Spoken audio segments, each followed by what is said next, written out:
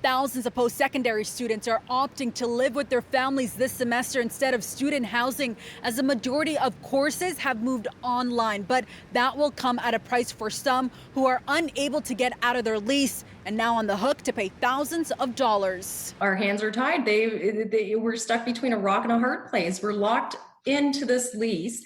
A lease that Cindy Barrow's son shares with 3 of his friends to pay a combined over $32,000 annually as they head off to Wilfrid Laurier in the fall. We had to secure the lease back in December 2019. Not knowing that months after committing, COVID-19 would change everything.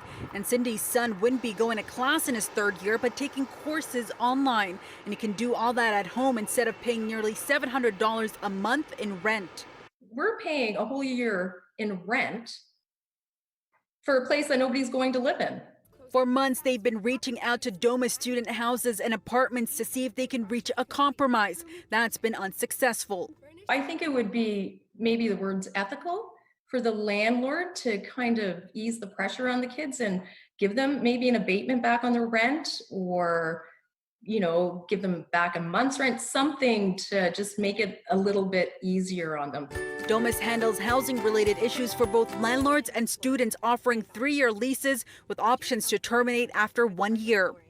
City News left a voicemail and emailed the company this morning, but we have not heard back by today's deadline. We asked the Premier what options these families have. He promised to consult with the Ministry of Colleges and University, who is urging landlords to be flexible with tenants.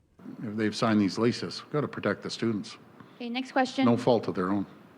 This year, post-secondary students in the GTA have changed their rules to accommodate students opting out of housing, also limiting capacity to follow public health guidelines. York University is offering single occupancy only with a capacity of 1,179 this year, down from last year's 2,692.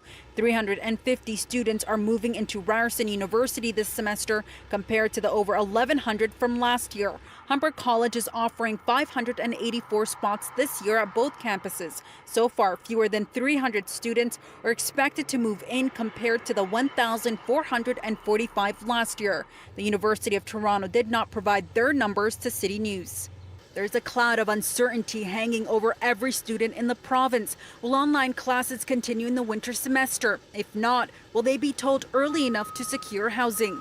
We stay on the lease and hope everything opens up in January, but we're still paying rent until that time for a unit that they're not going to be able to live in.